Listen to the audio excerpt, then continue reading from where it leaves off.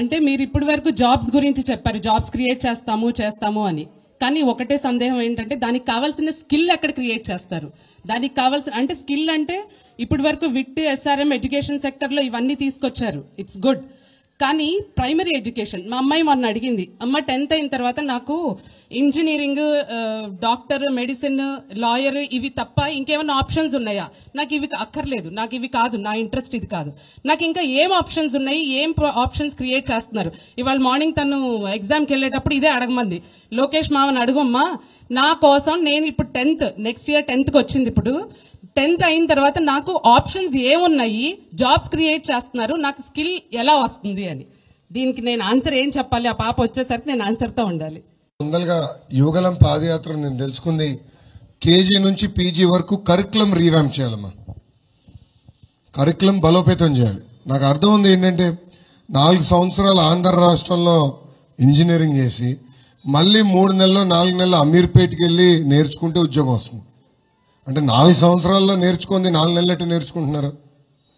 So ముందల KG నుంచి PG వరకు కరికులంని బలోపేతం చేయాల్సిన అవసరం ఉంది, నంబర్ 1. నంబర్ 2, మీరు అన్నట్టు ఇంజనీరింగ్, మెడికలే కాకుండా ఆర్ట్స్ అండ్ సైన్సెస్ పెద్ద ఎత్తున ప్రోత్సహించాల్సిన అవసరం ఉంది. బట్ దానికి ప్యారలల్గా దానికి సంబంధించిన ఎకో సిస్టమ్ ఇక్కడ క్రియేట్ చేయాలి. ఇది ఎందుకు చెప్తున్నానంటే మొన్న నేను ఒక 10 రోజుల క్రితం, వారం రోజుల క్రితం నేను ఇక్కడికి వెళ్ళా, దుగ్గిరాలకి వెళ్ళా. ఇక్కడ కుర్రోడు వచ్చి ఒక మాట చెప్పాడు, చాలా బాధేసింది. అతను మన ఫిజిక్స్లో బ్యాచిలర్స్ చేశాడు, ఫిజిక్స్. అతను ఇప్పుడు ఏం చేస్తున్నాడు తెలుసా? రిక్షా దొక్కుంటున్నాడు. అతను చెబితే నిజంగానే బాధేసింది నాకు. అంటే అంత పై చదువులు చదివిన వ్యక్తి ఏకంగా ఈరోజు ఫిజిక్స్ చదువుకున్న వ్యక్తి ఈరోజు రిక్షా దొక్కుతున్నాడా అంటే అలాంటి పరిస్థితి వచ్చేసింది, అని బాధగలిగింది. So appropriate ecosystems create చేయాలి.